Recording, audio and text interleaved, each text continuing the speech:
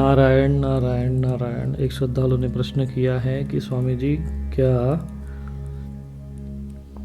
दुर्गा सप्तशती का पाठ हिंदी में करने पर हमें उसका पूर्ण फल प्राप्त होगा? तो इस विषय में मैं ये कहना चाहता हूँ कि बिल्कुल निश्चित रूप से उसका फल प्राप्त होगा। वास्तव में जो दुर्गा सप्तशती का जो पाठ है या जो दुर्गा सप्तशती का जो अध्याय है वो मार्कंडेय पुराण के अंतर्गत आता है, और उसका पठन करने से जो उसके जो फल होता है, उसकी जो महिमा होती है, वो दुर्गा सप्तशती के जो 13 अध्याय है उसमें जो 12वां अध्याय है उसी में उसमें लिखा हुआ है कि जो भी श्रद्धालु इसका पठन करता है या उसका श्रवण भी कर लेता, सुन लेता है माँ भगवती की इस महिमा को, क्योंकि इन 13 अध्यायों में माँ भगवती की जो महिमा है, उनके जो पराक्रम है, उनके गुणों का जो वर्णन है, उनकी जो प्रशंसा है, उनकी जो स्तुति है, वही इन 13 अध्यायों में समाहित की गई है। तो जब हम माँ भगवती के बारे में पढ़ते हैं, सुनते हैं, उनके प्रति हमारे मन में एक श्रद्धा भाव जागृत होता है, एक उनके प्रति जो हमारे मन में एक दिव्य भाव जागृत होता है, उससे माँ भगवती प्रसन्न होती है। कहीं न कहीं हम लोग भगवती के साथ आत्मिक रूप से, भावनात्मक रूप से जुड़ जाते हैं और इसी से हमारा कल्याण होता है। दूसरी बात, हिंदी में पढ़ने से आपको वो सरलता से समझ में आता है कि आप क्या पढ़ रहे हैं। अब जिन्हें संस्कृत पता ही नहीं है वो पढ़ता जा रहा है, उसे ये समझ में नहीं आ रहा है। फिर संस्कृत के श्लोक ऐसे होते हैं जो छंदबद्ध होते हैं, तो उसको आप ठीक से पढ़ नहीं पाए तो भी अशुद्धि, व्याकरण की अशुद्धि, उच्चारण अशुद्धि का दोष भी लग जाता है।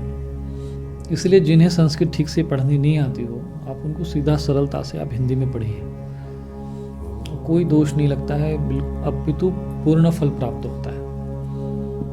धीरे धीरे आप संस्कृत समझिए, सीखिए, और फिर आपको उसके जो श्लोक पढ़ते समय शास्त्र में कहा जाता है कि यदि आपको जो मंत्र आप जपते हैं या श्लोक आदि जो पढ़ते हैं, शास्त्र पढ़ते हैं, तो उसका अर्थ और भावार्थ दोनों समझ में आना चाहिए। जो भावार्थ समझे बिना मंत्र का पठन करता है, पाठ करता है या मंत्र का जप करता है, उससे उन्हें उनका फल प्राप्त नहीं होता, ऐसा शास्त्रों में लिखा गया है।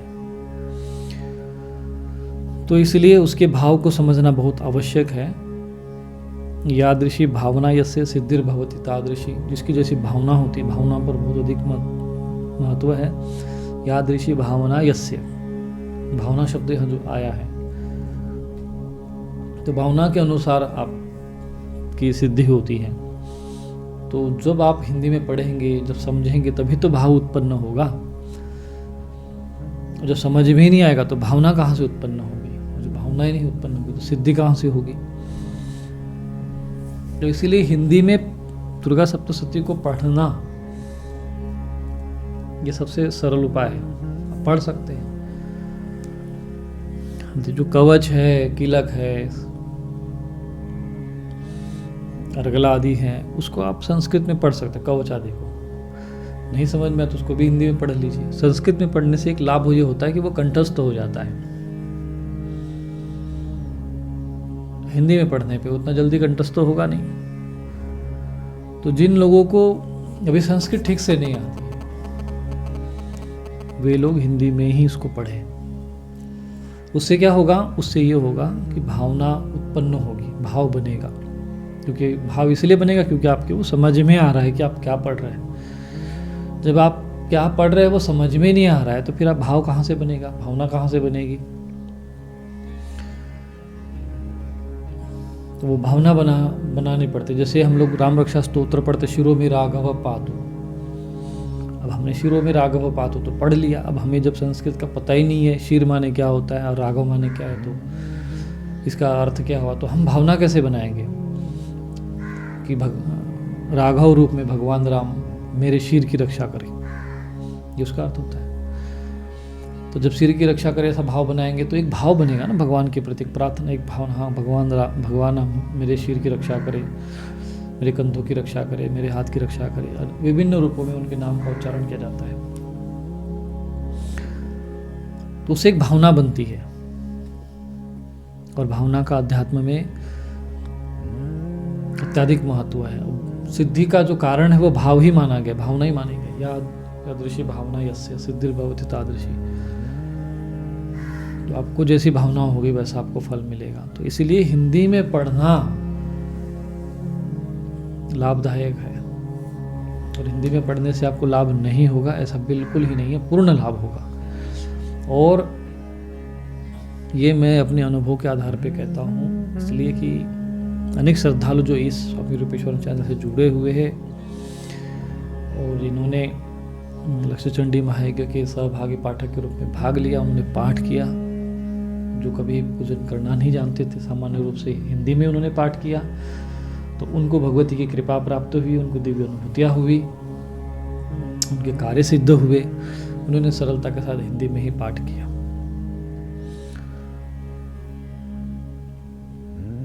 इसीलिए उन्हें फल प्राप्त हुआ, तो आपको भी प्राप्त हो सकता है। हिंदी में पढ़ने से भी फल प्राप्त नहीं होगा ऐसा कोई शास्त्र में लिखा हुआ नहीं है। आप जैसे हम लोग पुराण पढ़ते हैं, क्योंकि पुराण का ही भाग है वो, तो जब तक हमें वो समझ में नहीं आएगा तब तक हमें उसका फल भी नहीं मिलेगा। केवल एक रटंती विद्या हो जाएगी, हम पढ़ क्या रहे हैं। जैसे कोई अंग्रेजी में बोल रहा हो, उसे खुद समझ में नहीं आ रहा, तो फिर क्या लाभ होगा। मान लीजिए कोई विदेश का व्यक्ति हो, स्पेनिश जानता हो या कोई अन्य भाषा जानता हो, अब वो भगवान की प्रार्थना करेगा तो अपनी भाषा में ही तो करेगा। अब ऐसा तो है नहीं कि भगवान को केवल संस्कृत ही आती होगी, दूसरी भाषा नहीं आती होगी। तो भगवान तो सर्वज्ञानी है, तो उनके पास तो सब ज्ञान है। और मुख्य बात यह है कि भाव को ग्रहण करते हैं। जैसे भावना का ही महत्व है अध्यात्म में, भाव का ही महत्व है, भाव का ही प्रभाव है, भाव का ही भाव है। और इसलिए आपको हिंदी में पढ़ने में कोई दोष नहीं है, तो अच्छा लाभ मिलेगा, अच्छा फल मिलेगा। आप हिंदी में भी एक बार पाठ करके देखिए। अनेक साधकों के, अनेक श्रद्धालुओं के अनुभव है कि उन्होंने हिंदी में पाठ किया, उन्हें वो लाभ मिला है, आपको भी प्राप्त होगा। यदि आपको संस्कृत आती है, अच्छे से पढ़ना आता है, श्लोक अच्छे उच्चारण कर सकते हैं, श्लोकों का अर्थ समझ में आता है पढ़ते समय, तो संस्कृत में पढ़िए, सर्वोत्तम है ये। यदि नहीं समझ में आता है तो आप हिंदी में भी पढ़ सकते हैं, अनुवाद उपलब्ध है। और हिंदी में पढ़ने से अधिक आपको अच्छा लाभ अनुभव अपने जीवन में करेंगे, क्योंकि उससे आपको पढ़ते समय भगवती की जो महिमा है, जब आप पढ़ेंगे तो आपके मन में एक भाव बनेगा। आपके आंखों से अश्रु प्रकट होंगे, भक्ति आपके हृदय में प्रकट होगी भगवती की, वो लीला, उनका पराक्रम, उनके चमत्कार, उनकी शक्ति, उनका सामर्थ्य, सब पढ़कर सुनकर। और वही आपको जो भाव बनेगा, वही आपको फल का फिर प्रभाव देगा। और आपको जो लाभ होना चाहिए, जैसा फल होना चाहिए, वो आपको उसमें प्राप्त होगा। तो आप निश्चिंत होकर हिंदी में पढ़िए दुर्गा सप्तशती का पाठ, निसंदेह आपको पूर्ण लाभ ही होगा। नारायण नारायण नारायण।